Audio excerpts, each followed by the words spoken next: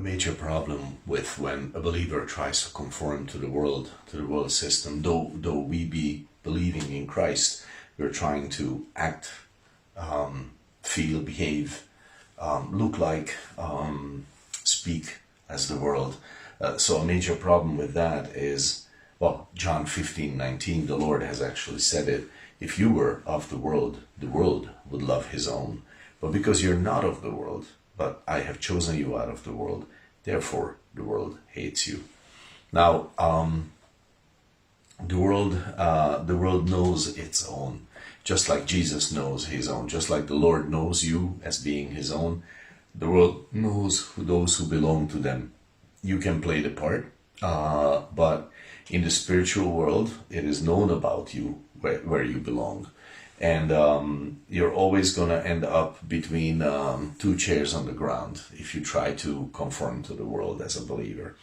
And let me just read a portion. This is David's story. It's a little known. It's not much spoken of, I think, but it's part of the biblical description of his situation. So this was when King Saul, who was the God-appointed king, was looking for David unto death.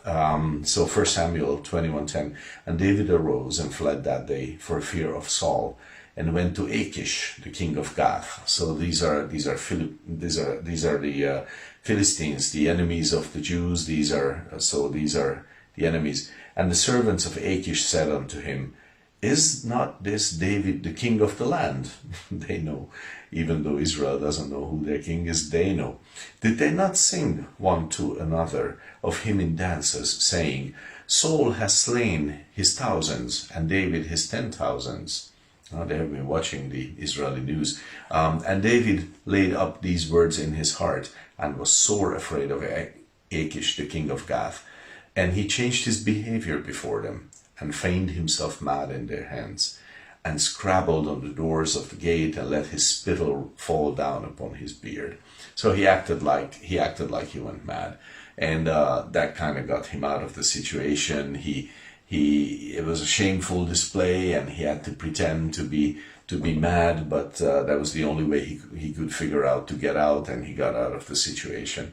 The very least, if you are looking for conformity with the world, the very least that will happen to you is something shameful, like as with David. Okay, that's the very least, and it can actually turn out much worse too, because the enemy can freely do a lot of bad things with the believer who is trying to conform to the world. This is because that believer, if you were to do this, you would be willingly placing yourself in the enemy's domain. You would just like David, put himself with Achish, the king of Gath, one of the city kingdoms of the Philistines. He put himself there, and if I were to conform to the world, I would be putting myself in the enemy's domain also. So it can, it can turn out pretty bad, and the least is doing something really shameful that you're going to be embarrassed about later. And I'm saying this because it's possible you have been hurt in the church or with the people of God. Perhaps you have been pained by your brethren. Perhaps you have been chased away from the inheritance of Christ, just like David could say, well, I was chased away from the inheritance of God, from Israel, and I have no choice but to go to the enemy. But that's not a reason to join the enemy, actually, as David found out. They know who you are, and they knew who he was, and they know who you are. If not personally, as a system, definitely. The world system knows you are a stranger and you're a pilgrim, 1 Peter 2:11. So that's some food for thought for today. God bless you.